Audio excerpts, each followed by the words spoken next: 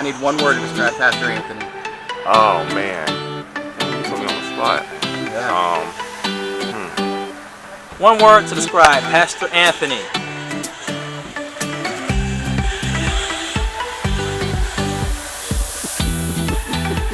I need you to tell me one word to describe Pastor Anthony. Hold on, Anthony. Oh.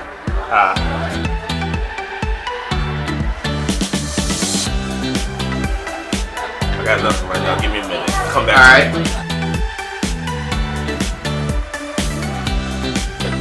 Alright. Alright. I need one word to describe Pastor Anthony. Pastor Anthony is a great leader. He gives the word. One word. One word. One word? Great leader. Okay, I'll take that. Generous. Fire. Oh, I guess that's two. Close enough. Yes. Alright. One word to describe Pastor Jennifer. I got two. A trip. She's a very good speaker and she's very nice, actually. One word to describe Pastor Jennifer. Honest. Honest. One word to describe Pastor Anthony. Amazing. Shirts are a little tight. Wow. Wow. Loving. Strength. Confident. Awesome. One. Awesome. Awesome. Awesome. Very, very big. Funny. So anyway, one word to describe Pastor Anthony. Big. Okay, you're the second one to say that. Muscular. No, that's good. No, big's Oh, good. okay. Yeah, we'll go with big. Powerful. Very good. That's good. Good question. One word to describe Pastor Anthony. Strong. Educated. Trouble. Great. Father. Outrageous. Giving. Amazing. Funny. Awesome. And one word. Really strong. Okay. Fabulous. Funny. Kind. Wow. Genuine. Foundation. Cute. All right, Mr. Bell. Can't see it. Tell me one word to describe Pastor Anthony. Zoom out. Anointed. All right, one word to describe Pastor Jennifer. Mentor. Strict. Incredible. Amazing. One. Amazing. Beautiful.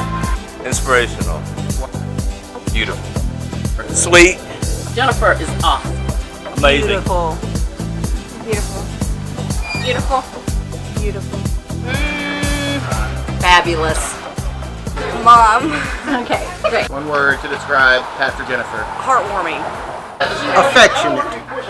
Amazing. I don't know. Bold. Fierce. Plumbing. Awesome. One word to describe Pastor Jennifer. Electrifying. Beautiful and great. To describe Pastor Jennifer. Anointed. I can't separate the two.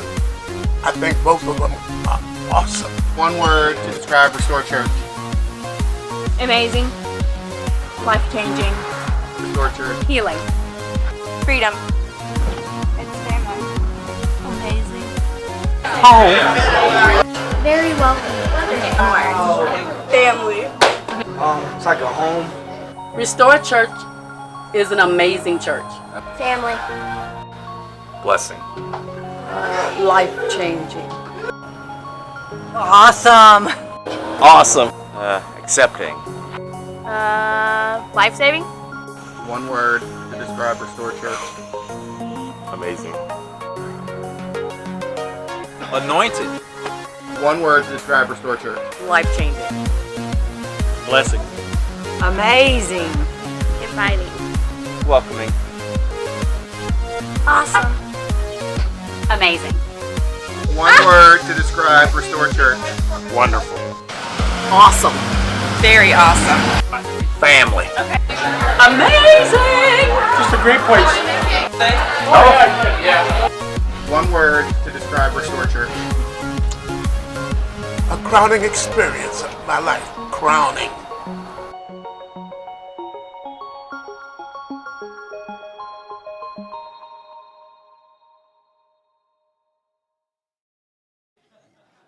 Uncle Sil, you get me every time, man. Love you. Hey, we got a lot of stuff planned for today, and we're going to just keep things rolling here. So we got a couple people come up to kind of keep the momentum going. So we'll start off with the big, ugly, bald guy. Come on up.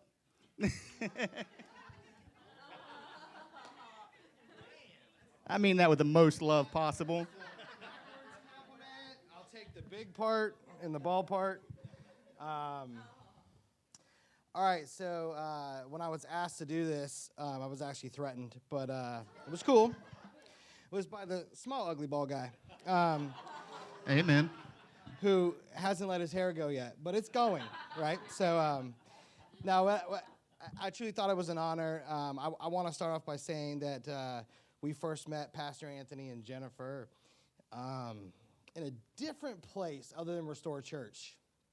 We met Pastor Anthony and Jennifer at a conference. It was then that I think we had a little bit different reverence for them. So hopefully today I'm able to kind of bring you into how we saw them and maybe our reverence for them. So it was first we met Pastor Anthony and Jennifer in June of 2011 when Jennifer told us, "Whoever asked you to feel." So if we can cue that up.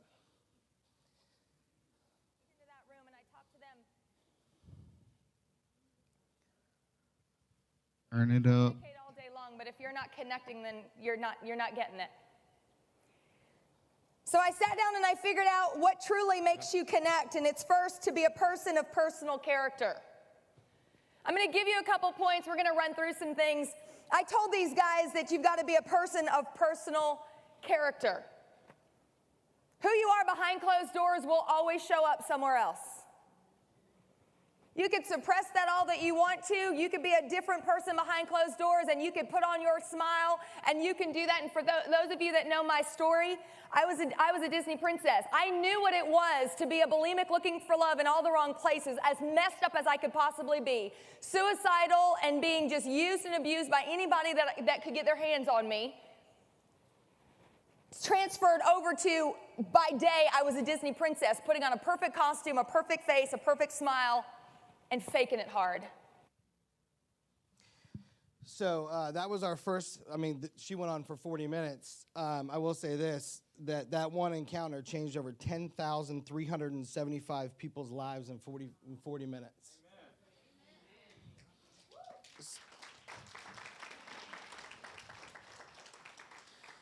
That's when I knew that our lives would never be the same again. We also got on a plane with Jennifer. She doesn't remember this, but I knew the plane wasn't going to go down because Jennifer was on the plane with us. I was like, this is awesome. She sat right in front of us, and Jalen kept telling me, don't ask her any questions. Don't, just leave her alone. Just leave her alone. I wanted to ask her a lot of questions. So I knew the plane wasn't going down. She got on. I wish we could see that video, because in that video, she starts off with, she's in a neon green jacket, okay? If you haven't seen Jennifer in a neon green jacket, she even calls reference to it herself. She said she lit up the jacket so everyone can see her. So then I got her book called Get Over Yourself. If you don't have her book, well, I'll use her, you should be throat punched.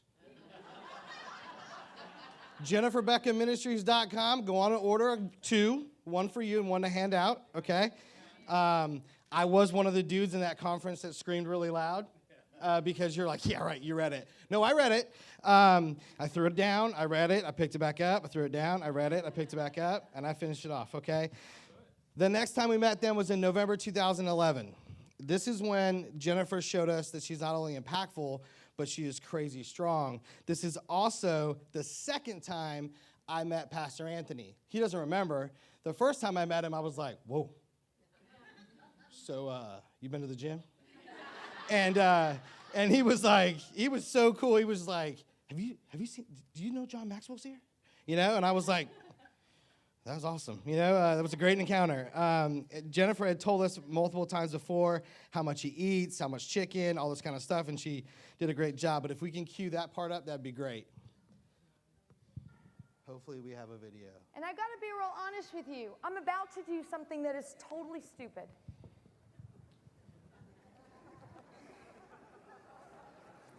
Sometimes there are people that walk into your life and they're just mean. but you got to take them not personally, but you got to understand that sometimes All right. they're just a hurting person. So that's in just this hurting video, you. Jennifer, if you can imagine, she's propped up, okay? Meaning like she has lots of props. She's in a construction outfit, and she comes on stage. This is where Anthony gets his acting, okay? He jumps up on stage and he talks to her. He's got it? Okay. Well, if we don't get to it, I don't want to throw a bitch. This is also when I received 275 messages on my phone. I was literally shamed and threatened, actually, to attend Restore Church. I believe the term was, if you are ever in Jacksonville, which we were, which is why I received so many messages this day, and you do not stop in our church, I will find out and I will throat punch you. I'll let you guess who that pastor was that said that. Okay, literally every single social media platform I have, I was like shamed, like, why are you not going there? Okay, so Tim, wherever you're at, I stayed strong for you, dude, right? You at a church, I stayed strong, I took it, and she was not on our plane home that day because I was afraid I probably would have got throat punched. Listen, I could go on and on how you've touched our lives. Okay, we got a video? No video? No? Okay, cool. I could go on and on. That just ruined all my stuff, but it's cool. I could go on and on how you have touched our lives. I just hope today that I could share truly how we see you two. There's not a day goes by, there's not a time goes by that we're not thankful for you guys. You're authentic, dynamic, passionate, real, cutting edge, thoughtful, inspiring, and trusted. But most importantly to all of us, you're our pastors, and we thank you and love you.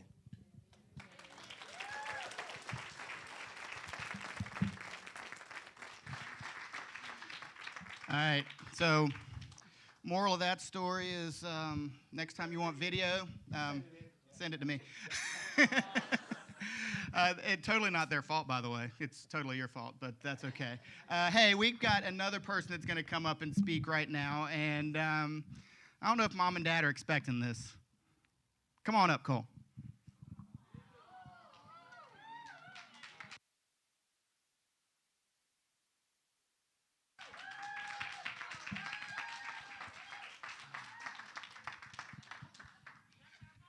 This is actually really scary. I'm not even gonna lie.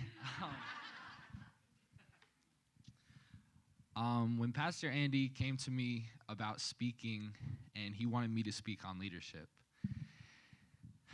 and honestly, I feel like leadership was probably my biggest struggle, and still is, with the fear. Even Wednesday night we were talking about the fear of what people will say, the fear of what people will joke about.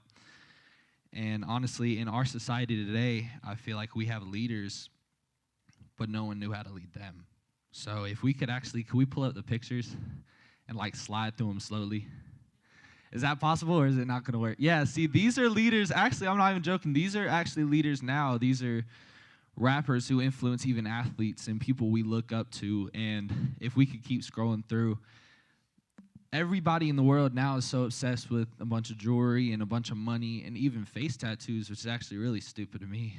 But honestly, I looked up something today, what an actual leader looks like. And now I can understand where these people are coming from. It's what a leader looks like is authoritativeness, influence, command, and effectiveness, as well as sway and clout. And all these people have all these clout, and all these kids now looking up to them thinking, okay, well, if they can do this, that automatically makes it okay because the world has deemed them as leaders and influences. And really, I'm so just extremely blessed to have parents that always showed me a way and always showed me what good leader looks like. Even when they knew that I was watching or I wasn't watching, I still always watched them and see what they did and how they treated people and how they would stop whatever they're doing to go tend to these person's need, no matter what it was, no matter if it was in the middle of a football game or if they were somewhere all the way across town, they would stop what they're doing, drive, and go tend to these people's needs, and that's a leader. So, thank you.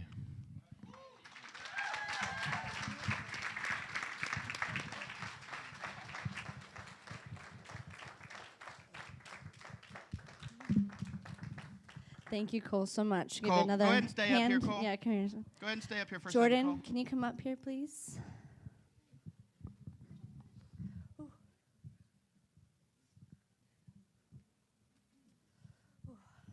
I have the honor and privilege to just say a couple words about Jordan. I just feel like it's such a privilege and honor to be up here. Pastor Jennifer, I'm going to start crying. But I just want to say that it's just an honor to be in your life, Jordan, in your life, Cole, in this church. Thank you, church family, for welcoming us in the past 6 months. I think we've been here, if that's right, JJ. It's been such an honor to grow, to be healed, to be restored in this place, as this place is called. I know that being a part of your life, Jordan, and being your life, Cole, and as youth leaders, as your as leaders, as even as friends, as even as being there for you, like we see you, you are known, you are loved. I have a little spiel because I hate talking without knowing what I want to talk about, so I'm not off course. I am shaking. Sorry, I get so nervous talking. Okay, so I just want to say how proud we are of you both. I know your family's proud of you. I know that Christy and Travis are proud of you as they've spoken in your lives, as Pastor Andy and Pastor Christy have spoken in your lives, that they are proud of you and who you are. This church is proud of you. We are here to serve you. That we just want to let you know that you are seen, you are loved. You are loved by many in this church, because church does take a village, right? Definitely takes a village. We believe in you. We want you to know to keep chasing those dreams. Go after them. Do it. Do it with all your heart. Do it with God. Do it with people around you. Do it with those encouraging people around you. Keep being a light for those around you, Jordan. I see you. You're doing amazing. Keep at it. You're going to do great. You're going to do greater things than you think you are. Just want to let you know that we're standing behind you and that we're here for you. So, Cole, this is for you from church. And then, Jordan, this is for you. So we just want to say how much we love you. And you guys are amazing. So just want to know you're seen.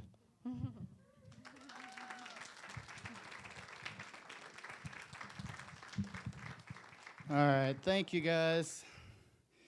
Yeah, I kind of like them too. Love you, girl. All right, so we're done embarrassing them. One last quick little, well, I'm going to put that off till later. So we're going to go ahead and get into the word, because we've had a lot going on so far, and we do have a word prepared for today. And you have to excuse me because Christy's going to be going nuts in a minute, because I'm a pacer. And I wander around the stage a lot. And if I had to move this to the front, because if I didn't, then I'd be walking in front of it and around it. And so I'm forcing me to go back and forth. But, it is Pastor Appreciation Day. And I asked, I actually asked Pastor Anthony if I could speak today, because I asked him, we were talking about it a couple months ago, who do you want to speak on Pastor Appreciation Day? And he's going, thinking about it. And I finally, God put a word on my heart, and I said, you know what, I'm going to go ahead and ask him. And so I asked, and he's like, sure, you know us better than anybody. So great, here I am. But, the purpose of today, obviously, is to honor our pastors. But to do so is really to honor God. And we want to, we're going to get into the really three different ways we can honor our pastors. The first thing we want to do, and I'm just going to go ahead and jump right into it. I had a bunch of stuff at the beginning. I kind of cut some of that out. But the first thing we want to do, we've already done it so far today. We want to recognize them publicly, right? So, and a way that we can honor our pastor is to recognize them publicly. We've been doing this all week, right? We've talked about, little gifts and things like that, but we're kind of lucky because a church this size doesn't typically have two people to lean on, right? I mean, you don't always have two pastors that are so anointed and so just oozing God from everywhere, and we're so blessed to have that. But a lot of times we take that for granted. And see, I promise, guys, this is gonna get better after I talk you guys down. I'm not gonna kick you, I promise, but it's gonna feel like it for a minute. But we're so trained, because when we walk in the door at Restore Church, the first thing you do is you receive a cell phone number from the pastors. And I don't know if you've ever been to any other churches before, but that's not normal. We take for granted the fact that if we send a text message at 2 in the morning, we're probably going to get a response at 2:05 in the morning. And we take for granted some of these things that, on Sunday mornings, we receive a word that is so anointed and so powerful. And I'm not going to talk about any other church because they're all doing God's work as well. I don't think they're as close to God as our pastors. I'm just going to say it. I'll just go ahead and put it out there because I'm telling you, guys, I promise you, the word that they bring on Sunday morning, they're not talking about you. Whether you think so or not, I promise you they're not talking about you. But, they actually do write their sermons without you personally in mind. Guys, that's God. And so we're so spoiled to think that everything they do caters to us. And that's the kind of people they are. We forget that they're human beings. We forget that they have lives outside of Restored Church. We forget that they have kids and they have responsibilities and they have a mortgage and they have a car payment and they have, all this stuff going on. And we kind of fall into the trap, and this is where I'm going to try not to step on too many toes, but we kind of fall into the trap of criticizing instead of lifting. And this kind of goes for the worship pastor too. So I'm going to help you out a little bit, Tim, as well. You're a pastor too. Pastors are people too, I promise. But, when they write a message and you're just like, yeah, that message didn't really land with me today. Or, maybe you're like, it just didn't connect. It just wasn't exactly what I wanted to hear. We kind of fall victim. Maybe in worship we're like, that music, it's just really not my style of music. Guys, by the way, if the Spirit don't need slow music to move, I'll go ahead and tell you that, because if y'all couldn't feel the Spirit moving after this morning's worship, guys, they were amazing, and that was just straight Holy Spirit. But guys, that really nails my point down, because we forget that God is working through them. We forget that God is working through our worship team. We forget that it's not about you, it's about the church. And a lot of times we forget, or maybe we just don't know, that word that just didn't quite set out on our heart, just didn't really move us. Somebody in this building needed that word. Somebody in this building was struggling with something so bad, and that word was the exact word they needed to hear. Because it's not about you when you come to this church. It's, we fall victim, and it's funny because I just basically pointed Cole in direction and told him to go with it. And the pictures that he put up, I like, okay, we're rolling with this. This is what God's doing. But, we fight this battle nonstop in youth. We deal with this me world.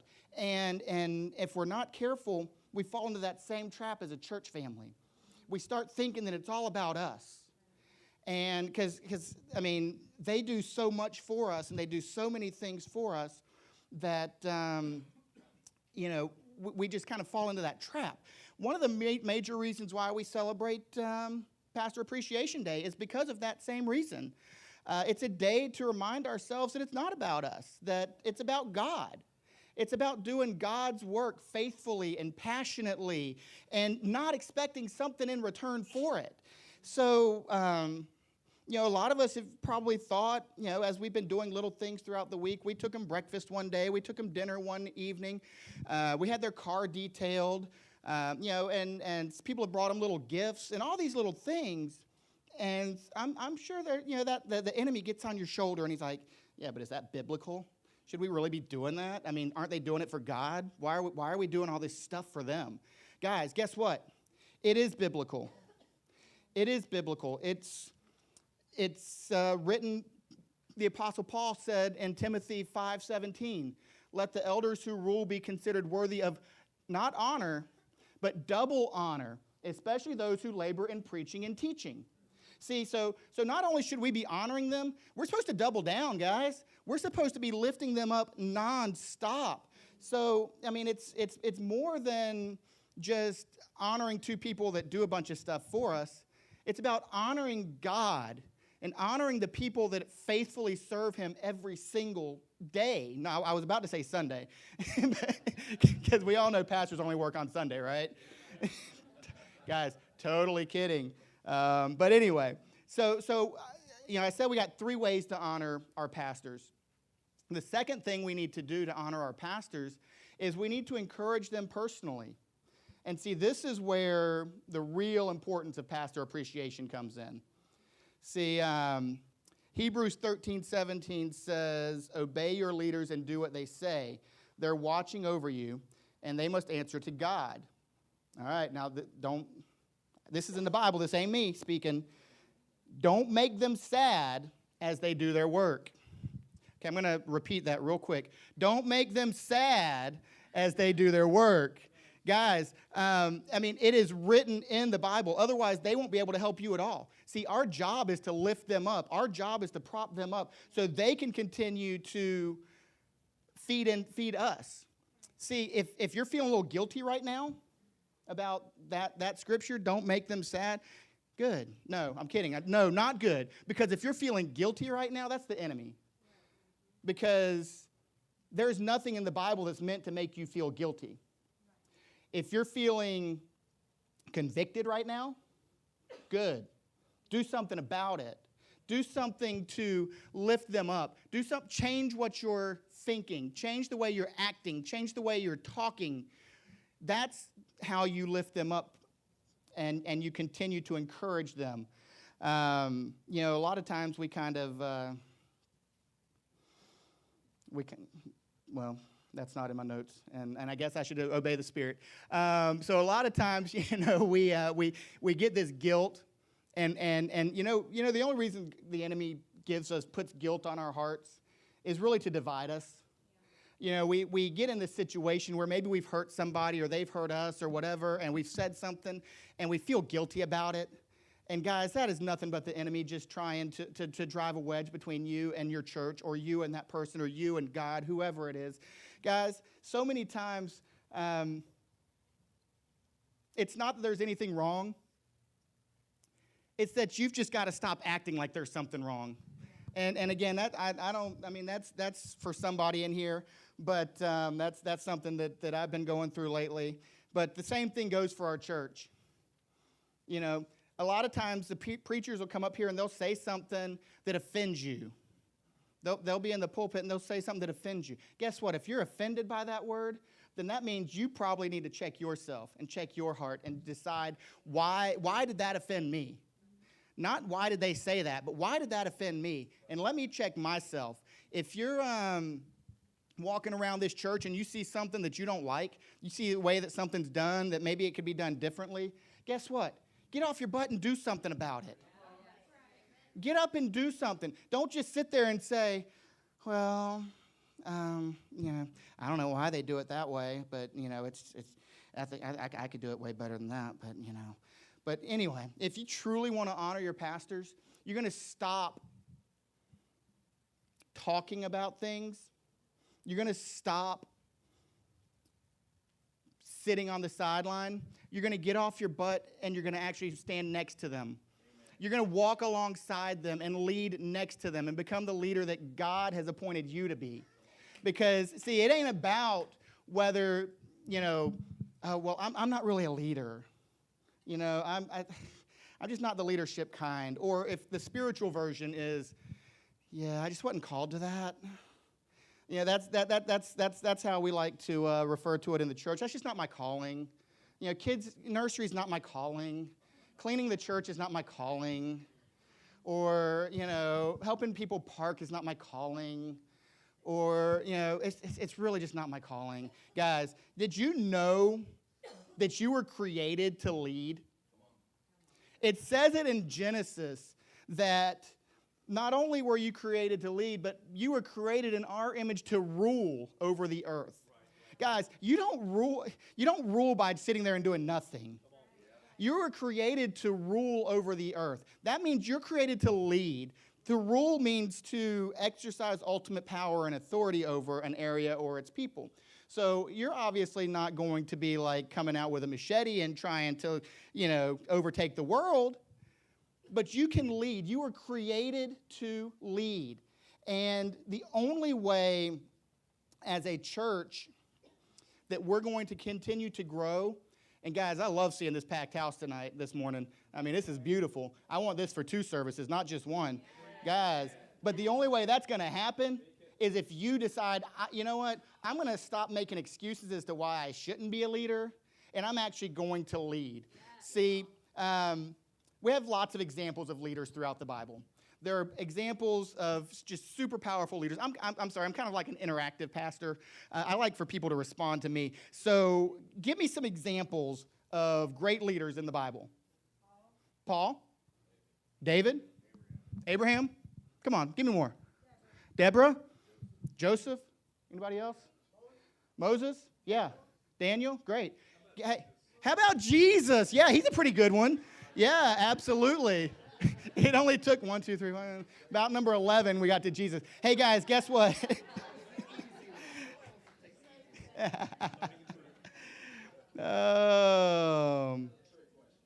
Guys, guess what? I'm not going to talk about any of those leaders today. See, if you know anything about me, I like the obscure people in the Bible, the people that you don't really hear about very much. David is an amazing leader, and he's great example of leadership, but it's kind of hard to relate to a guy that killed a bear with his hands and a giant with a rock. Kirk might try to relate to him, but I'm going to guarantee that bear wins. But so it's kind of hard to relate to some of these amazing figures in the Bible because we fall into that trap of thinking they're almost mythical. But they're real people. But, sometimes we find little nuggets throughout the Bible where we see people that we can truly relate to. And see, that's where I want to go real quick. I've got 3 examples of some unlikely leaders here. And the first one I'm going to talk about, she was never even mentioned by name in the Bible. She was a slave girl, a servant girl. And just to kind of set the stage here, I don't have the actual scripture up here. I'll just kind of tell you the story a little bit. But Naaman was a great commander of the Aram army. And throughout all of his conquests, throughout all of his victories, at some point he picked up a young girl, a young Hebrew girl, and he took her as captive, and he made her a servant for his wife. Pretty standard at the time, no big deal. But I can imagine that even a well-treated servant in those days probably wasn't treated the best of anybody. You were taken away from your family. Your father and brothers were probably killed. You don't have a lot of reason to really like these people very much. You're sitting there just serving this wife whatever she needs. You're bringing her food, and you're cleaning her bedroom and all this stuff, and it's just not that great of a situation. But see, Naaman had a problem. Naaman, at some point, became a leper. And he had leprosy, and he went to all these places trying to find a cure, and he couldn't find a cure. It could not be cured of his leprosy. Till one day, this young girl came up to him and says, "There's a prophet that if you go see him, he will cure you of your leprosy." And so Naaman's like, "I've tried everything else. Why not?" So he goes to his king. He gets permission. He goes to the prophet Elisha. And Elisha don't even meet him. He shows up at Elijah's front door, and Elisha sends a servant out and says, "Hey," he says, my master says, "Go dip in the Jordan River 7 times. You're going to come out clean." Slams the door. So Naaman, being this great commander, he's like, "Really? I drove all this way, and that's what you do to me? You just shut the door in my face? You tell me to go I can go get in the water, and we got way cleaner water back home than this nasty Jordan River." And then so he finally listens to one of his people, one of his advisors. They say, "Go ahead and, hey, we've come this far, just try it." So what's he do? He goes and dips in 7 times. He comes out. Guess what happened? He's clean, right? So, of course, Naaman decides to go back to Elisha. Says, "I am a true believer of your God. There is only one true God in heaven, and he is the God of Israel." And so, but it all comes back to one little girl who not only had no reason to really help this guy at all. If he died, then big deal for her, I mean, right? But she had no reason, but she was faithful. And not only was she faithful, she was obedient to God. No matter what her circumstances were, she was obedient to God. Whether she was poor or maybe her previous life she was wealthy, who knows, before she was taken into captivity. We don't know those answers because, like I said, she was only mentioned one time. But her obedience turned a powerful man into a man of God. Think about how many people Naaman reached because she was faithful. That one person that you have no idea what your word is going to do, just by mentioning God's name, she changed the course of probably thousands of people's lives, who then changed the course of many more and many more. Guys, that is an example of leadership. Anybody ever heard of Shiphrah and Puah? Raise your hand if you've heard of those two. Shiphrah and Puah? Okay, yeah, no hands raised. You did. So Pastor Anthony knows. That's good.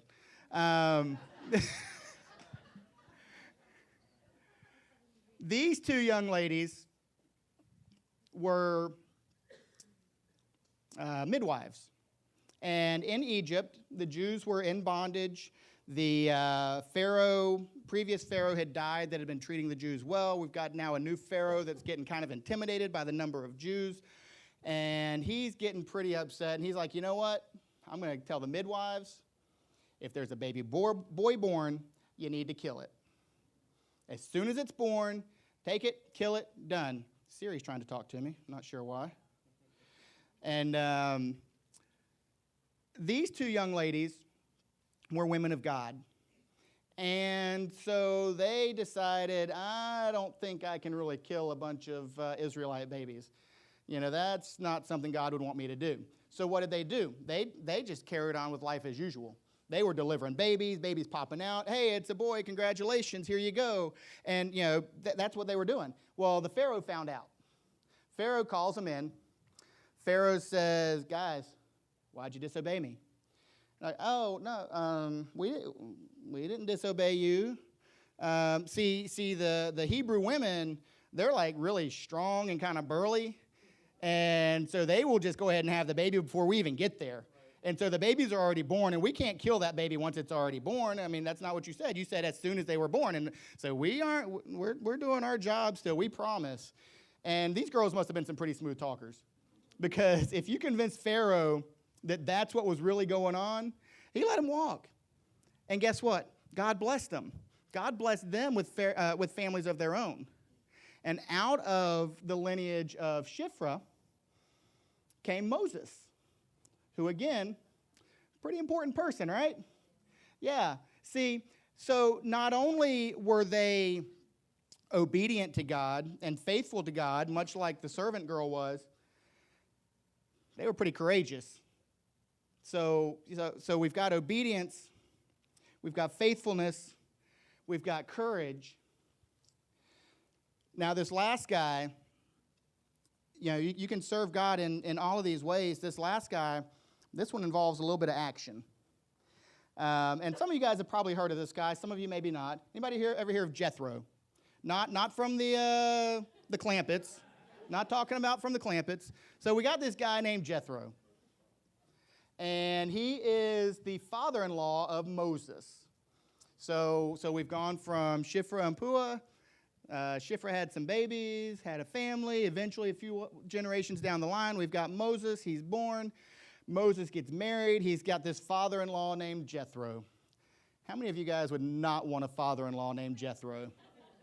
Yeah, right here. But anyway, so Jethro comes and visits Moses, and Moses has already led the people out of bondage. And, I mean, it's just day and night. People coming to him nonstop, say, hey, I got a problem with this guy. Hey, this guy did me wrong. And Moses is just constantly dealing with all these little problems, just little thing after little thing after little thing. Well, Jethro, he had a gift. And again, Jethro is not talked about a whole lot in the Bible, just a little bit here and there. But he had a gift. He had a gift of organization. So what he did was he tells Moses, hey, don't worry with the little stuff. What you need to do is you need to organize people into groups of thousands, of hundreds, of 50s, and of 10s. And so each person, you need to find really strong leaders and let them lead. See, this is biblical, guys. You leading is biblical. It's right here. He says you need to find really strong leaders and let them lead. And then only deal with the big stuff. See, you know, if somebody comes in with something major, then you can get involved and you can do this. But the little stuff, let them take initiative, let them do their job. And so, as a result, Moses organized these groups. He split everything up, took a lot of weight off of himself. See, what I love about this is he saw a problem.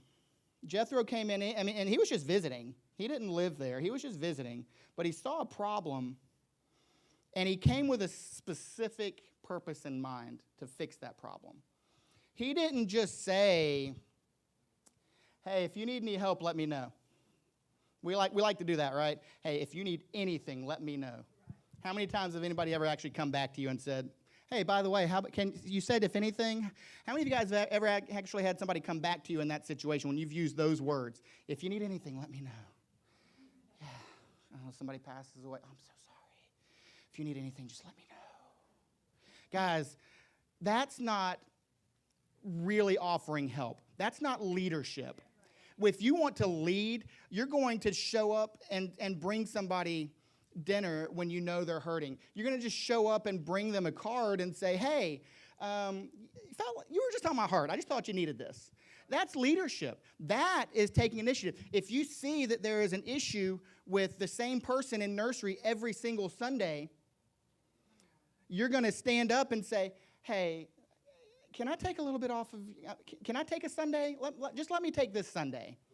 You know, that's leadership. When you see that the outside of the church building is covered in mold and you just show up one Sunday and you pressure wash, that's leadership. No, I'm totally not calling you out just because I have your pressure washer in my car. But guys, my point is that's leadership. Don't come with, if you need anything, just let me know. See, about 5 years ago, when did Restored Church start? 5 years, right at 5, a little over 5 years, just under 5 years ago? Yeah, about just over 4 years ago, 4.5 years ago. Sam and Stephen walk in the door. Sorry, I know y'all didn't know I was going to talk about you today.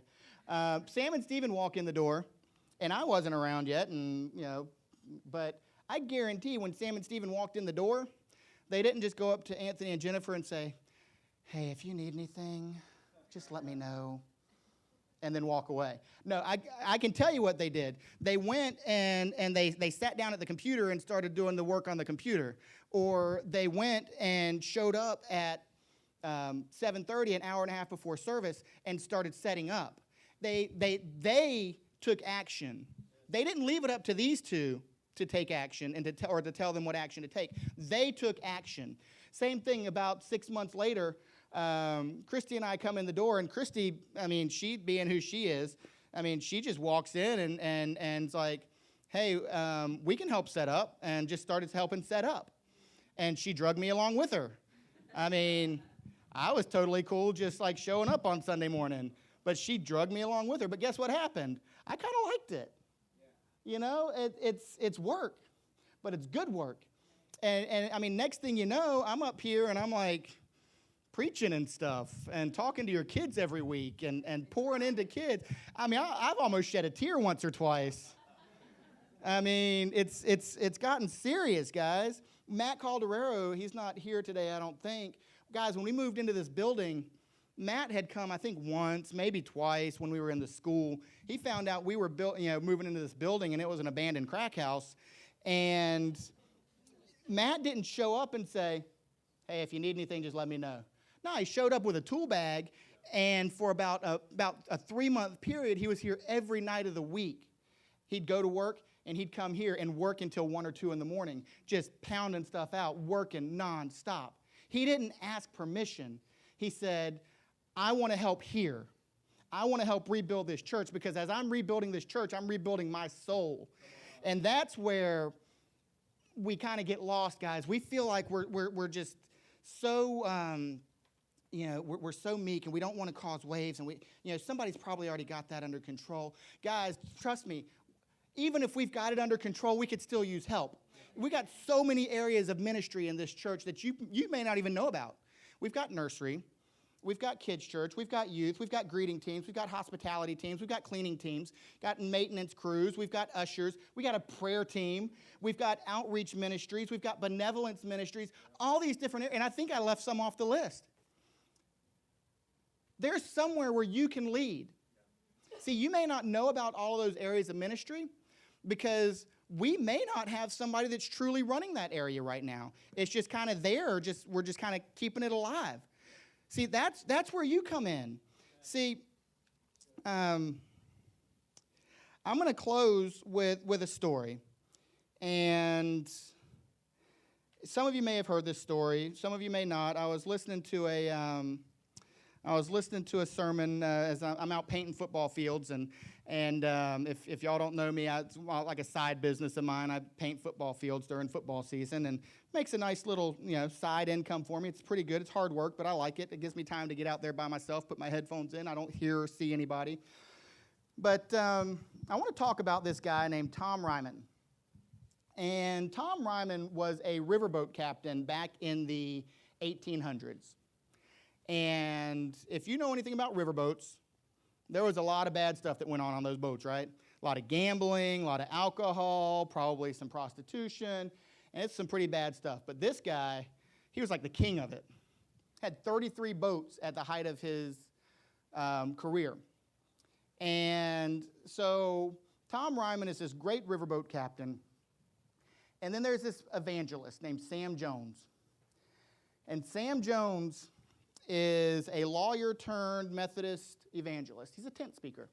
He goes and has tent revivals, and he's getting pretty popular. People are starting to really show up for his revivals. People are getting saved. Guess what his main focus is of his sermons? The riverboats, and getting people off the riverboats, to the point that people are actually listening to him. I know, it's crazy, like listening to God. It's amazing. But they're actually listening to him. And so he's preaching every week, and he's going somewhere else in the southeast every week, and it's starting to affect Tom Ryman's business, to the point that he says, you know what? I'm going to go confront this dude. You ain't going to take money out of my pocket. So he shows up one day. He finds out the guy's going to be in Nashville, Tennessee. He shows up, and he sits down in the revival, and he just sits there and watches him, stares at him the whole time, just chilling, just like this, staring him down, doesn't even blink. And then at some point during this revival, something starts to happen. And God starts to move on his heart. And during this revival, he finds Jesus. An amazing situation. This is the king of bad. He finds Jesus. And he becomes so on fire for God that he actually starts taking alcohol and gambling off of his riverboats. Think about that. You're the biggest riverboat owner of that time. All of your money comes from alcohol and gambling, and you're taking that away. You're getting rid of it. You're taking that off of your boats. And Tom Ryman becomes so on fire for God that he says, you know what? This guy Sam Jones is legit. He needs something more than just a tent to preach in. So he ponies up $100,000. This is in 1850. He ponies up $100,000, spends 7 years building this tabernacle. This huge building, this ornate building. He raises the additional money. Building ends up costing $1 million in 1850. And while he's building this, he builds this amazing tabernacle. People start filling it up. And it's, people are being reached for God. Tom is excited. Tom dies one day. He's old. He dies an old man. And Sam Jones comes and preaches at his funeral. And eventually, that tabernacle was renamed. It was renamed the Ryman Auditorium. You may have heard of it. The Grand Ole Opry is there now. So if you go to the Grand Ole Opry, you'll notice there's pews instead of seats. That's because it is originally a church. So if you go to the Grand Ole Opry, it's a holy place, whatever. But, see, Sam Jones didn't stop preaching there with Tom Ryman. He kept preaching, and see, Sam was good. Every night, or at the end of every revival, the last night of his revival, it was known as Quitting Day. And people would come down to the altar, and they would literally take a bottle of alcohol out and lay it at the altar. They would take their tobacco and lay it at the altar. They would take their playing cards and lay it at the altar. They'd take pictures of women or men out of their pockets that they shouldn't be with and lay it at the altar. And it's a really huge deal. Then one night, a lady comes up, and she's done. She's just bawling. She can't control herself. And she's not laying anything down at the altar. She's not laying anything down at the altar. Nothing's happening here. And so finally, Tom goes up to her and says, "Ma'am, what do you have to lay down at the altar? You know, there's nothing here." And she says, "I've been a Christian my whole life. Just like a lot of you guys. From the time I was a small child, my mom had me in church. I was a Christian my entire life. And I've never done anything for Jesus Christ." And she said, "I'm quitting. I'm quitting doing nothing for Christ. I'm quitting just sitting here on the bench, not doing anything for Jesus Christ." See, we've got two pastors here, and we're going to bring them up here in just a second. And we're going to give you an opportunity to come down and love on those pastors. And we want you to come down. But see, I don't want you to just come down here and say, "Thanks for being my pastor. You're awesome." No, not one word, guys. See, what I want you to do is I want you to come down here with an intent to tell them how they've affected you. And not only that, but tell them how you're going to help them. Tell them how you're going to lift this church up and grow this church so it's not just sitting here on Gillespie Avenue, but instead we're in a giant building over on the interstate where we've got 1,000 people coming in on Sunday mornings. What are you going to do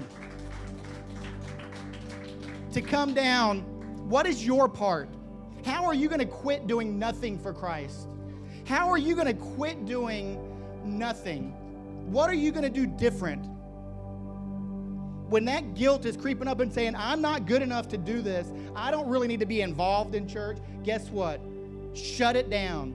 Stop listening to the enemy. Get up and do something. Guys, we're going to have you go ahead and stand up here. And as the band begins to play, y'all go ahead and come up real quick. And guys, we're going to have time for offering in a little bit. We're not doing the offering right now. We're going to have time for offering in a little bit because we are going to get to that as well.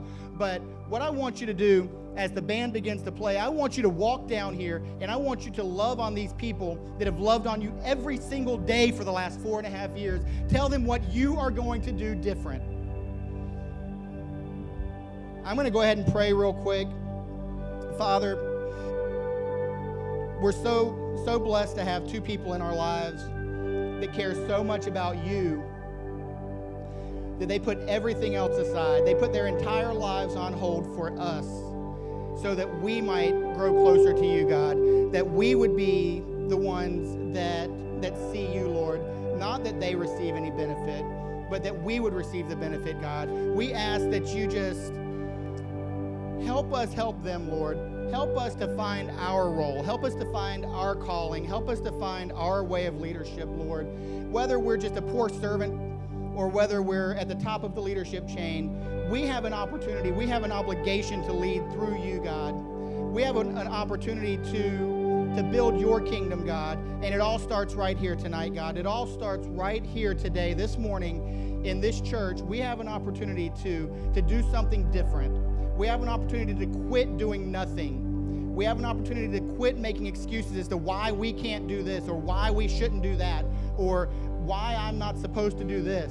And we can just start doing. We're going to ask that our pastors come down so that we can show our appreciation for you, God, through them. We can't physically touch you, God, but we can physically touch them, and we can hug their necks, and we can tell them the impact that you have had on our lives through them. We can tell them what we're going to do to lift you up, God. In your name we pray. Amen. Guys, go ahead. Somebody's got to be first. I'll go ahead and be first. I don't care. I'm going to get down here, and I'm going to be first. Y'all can go ahead and get on your feet, too, and I'm going to come down and do this.